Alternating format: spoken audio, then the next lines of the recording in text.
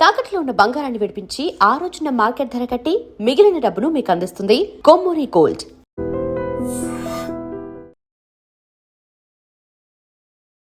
నమస్తే, welcome to iDream. మన నిత్య జీవితంలో వచ్చే అనేక రకాల సమస్యలకు పరిహారాలు తెలియచేయడానికి ఈరోజు మనతో పాటు ప్రముఖ ఆధ్యాత్మికవేత్త బ్రహ్మశ్రీ డాక్టర్ వై రాజన్ నంబూద్రి గారు ఉన్నారు. వారితో మాట్లాడదాం. నమస్కారం గురుగారు. నమస్కారం అమ్మా. గురుగారు, శని దోషం పోవాలంటే ఎలాంటి పరిహారాలు చేసుకోవాలి? తప్పకుండా అమ్మా. ముందుగా శ్రీ మహాగణపతి దేవతోప్య నమః. చూసేవంటి వీక్షబంధులకు నమస్కారం. మరి అదే విధానంగా చూసేవంటి వీక్షబంధువులు ఐడ్రీమ్ ప్రేక్షకులందరూ కూడా హృదయపూర్వక వందనం. సంపూర్ణమైనటువంటి శని కారకుడైనటువంటి వారు దోషం పట్టుకున్నటువంటి వాళ్ళు చాలా వరకు స్త్రీ కానీ పురుషులు కానీ చాలా బాధపడుతుంటారు. వారు వచ్చారంటే 7 సంవత్సరాలు కంపల్సరీ క్యాంపస్, ఆ క్యాంపస్ వదిలిపెట్టిపోయారు వారి కారు. అంటే ఇందులో 3 ఉంటాయి కదా గురుగారు, అర్ధాష్టమ శని, అష్టమ శని, ఏలినాటి శని. 7 సంవత్సరాల్లోనే ఇవన్నీ జరుగుతాయి. ఏ శని అయినా 7 సంవత్సరాలు ఖచ్చితంగా ఉంటుంది. అడ్డామ శనివి కావచ్చు, అష్టమి శని కావచ్చు. అష్టమి శని అంటే ఇంకా దిగిపోతున్నట్టుగా ఈ రకంగా చెప్తూ ఉంటారు. అయితే శని దోషము అంటే అన్ని గ్రహాలు అన్నీ కూడా 7 సంవత్సరాలు పట్టుకుంటాయి. నా గురుగ్రహము, శుక్రగ్రహము, బుధగ్రహము, కేతుగ్రహము, రాహుగ్రహము ఏమో ఇలాగ 9 గ్రహాలు ఏదైనా కూడా మనిషిని ప్రతివాడిని 7 సంవత్సరాల వరకు కూడా పట్టుకుంటాయి. వారి గ్రహం ప్రభావం వాళ్ళకి ఉంగరాలు వేసుకోవాలి. ఇప్పుడు మీకు గుడు పీరియడ్ నడుస్తుంది కాబట్టి మీరు కనక పుష్పరాగం వేసుకోవాలి. ఇప్పుడు ఇతర అబ్బాయికి శుక్రుడు నడుస్తుంది. ఆ శుక్రుడు నడిచినప్పుడు ఏం చేయాలంటే డైమండ్ వేసుకోవాలి. ఇప్పుడు శని పట్టుకున్నాడు కాబట్టి ఏం చేయాలంటే నీలం వేసుకోవాలి.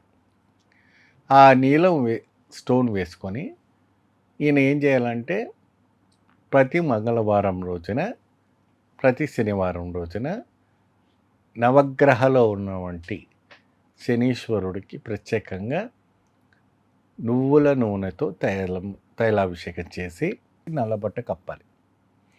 అయితే ఇక్కడ మన కేరళ సాంప్రదాయంలో, కర్ణాటక సాంప్రదాయంలో, తమిళనాడు సాంప్రదాయంలో ఇక్కడంతా కూడా ఏం చేస్తారంటే నల్ల బట్టలో నల్ల నువ్వులు వేస్తారు. వేసి దాని కింద ముడి గుజ్జులాగా వచ్చి ముడిలాగా వేసి ఒక 2 మట్టి ప్రమిద పెడతారు.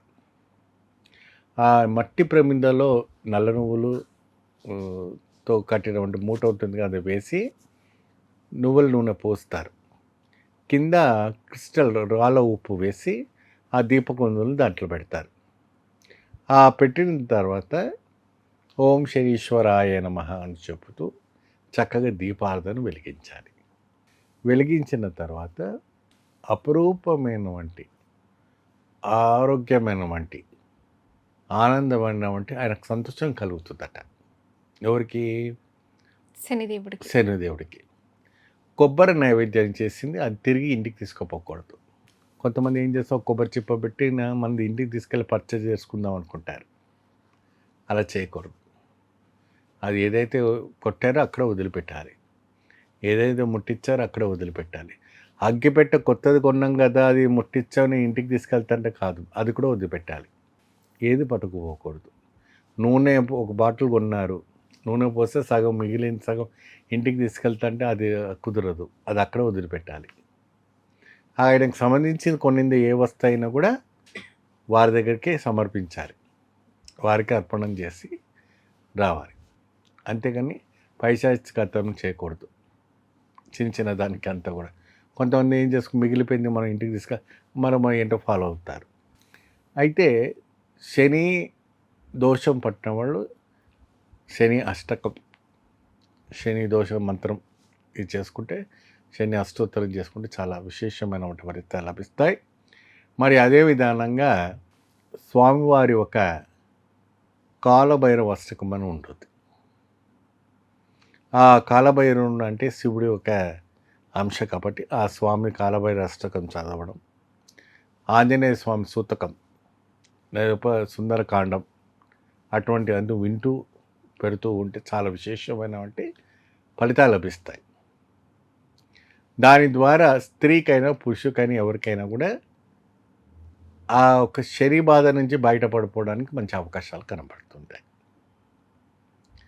ఇప్పుడు చూడండి, ఎప్పుడైతే కూడా శని పట్టుకున్న వారికి ముఖంలో శాటర్న్ కనబడుతుంది, అంటే కళ ఉండదు, సాడ్గా ఉంటుంది. ఆ ముఖం అంతా కూడా ఎలా ఉంటుంది, సాడ్గా ఉంటుంది.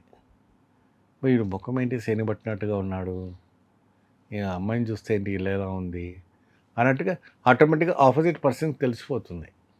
కొంతమంది ఏంటంటే మనకు పద్దాక మీద పడుతూ ఉంటారు, అవి వీడేం జిడ్డులాగా మన మీద పడుతున్నాడు, శని పట్టుకున్నట్టే పట్టుకున్నాడు వీడు అంటారు. అవును. ఇటువంటి పదాలన్నీ కూడా వస్తూ ఉంటాయి. ఎందువల్ల ఆ ఒక గ్రహ ప్రభావం ఉంటుంది కాబట్టి. పోతే కష్టాలు అన్నటప్పటికీ చాలా విపరీతంగా ఉంటాయి. ఫైనాన్స్ పైన దెబ్బతింటుంది, రెన్యువల్ పైన దెబ్బతింటుంది. ఏమా ఇప్పుడు ఇరాన్ ఇస్రాన్ ఏ విధానంగా అయితే యుద్ధం జరుగుతుందో ఆ రకంగా అవుతుంది. ప్రతి పైన కూడా డమా అని బాంబులు వేస్తుంటారు ఆయన. అయితే ఒకటి ఏంటంటే, ధనము పైకి వచ్చిన తర్వాత ధనంతో తాండమాడుతున్న ప్రతి వారికి కూడా అది ఒక గుణపాఠం అట. కాబట్టి ఆయన కంపల్సరీ ప్రతి వారికి కూడాను ఒక హెచ్చరికంగా రావటం అనేది జరుగుతుంది స్వామివారి. సో ఈ రెమెడీ నుంచి ఇది చేసుకోవచ్చు. తర్వాత కొంతమంది మనం కేరళ సాంప్రదాయాన్ని ఏం చేస్తారంటే కొబ్బరి దీపం పెడతారు, నీరాజనం అంటారు. ఆ నీరాజనం కూడా ఎలా చేస్తారంటే అమ్మ, చక్కగా కొబ్బరి నూనె పోసి దాంట్లో ఒక తెల్ల గుడ్డలో నల్ల నువ్వులు, మళ్ళా బియ్యం గింజలు ఉంటాయి కదమ్మా, బియ్యం గింజలు వేసి మూటలా కట్టి చక్కగా 2 మూటల్లో పెట్టి ఆ నవగ్రహాల్లో ఉన్నటువంటి శనీశ్వర భగవాన్కి కొబ్బరి దీపం పెట్టి చేయాలి. తర్వాత కొబ్బరిని బాగా తురిమి, బెల్లం బాగా తురిమి, ఇలాచీ కాస్త వేసి, కాస్త ఇంకేదైనా కల్కండ్ అంటారు అవన్నీ వేసి, అరటిపండ్లు బాగా కోసి ఒక అరటాకులో వేసి స్వామికి నైవేద్యం పెట్టాలి. దానిపైన వేయించిన వంటి నెయ్యిలో వేయించిన వంటి నల్ల నువ్వుల్ని పొడిగా వేసి ఆ నైవేద్యం పెట్టాలి. ఆ నైవేద్యం మాత్రానే అక్కడ భక్తులకు వాళ్ళు స్వీకరించాలి. ఆ నైవేద్యము స్వామికి సమర్పించిన తర్వాత అక్కడ ఉన్నటువంటి భక్తులకి వీళ్ళంతా కూడా స్వీకరిస్తే అపరూపమైన ఆశీర్వచనం లభిస్తుంది. ఆయన ఎంత తొందరగా అయితే అంత తొందరగా విముక్తి కలిగిస్తారు. కానీ ఆ ఒక షాడో మాత్రం ఉంటుంది. మీరు సూర్యుడి ఒక నీడలో సూర్యుడిని నడుస్తుంటే మీరు గొడుగు పట్టుకుంటారే తప్ప సూర్య ప్రభావం అనేది మీకు పోదు. అది ఆ పీరియడ్ వరకు అయితే అనుభవించాల్సింది.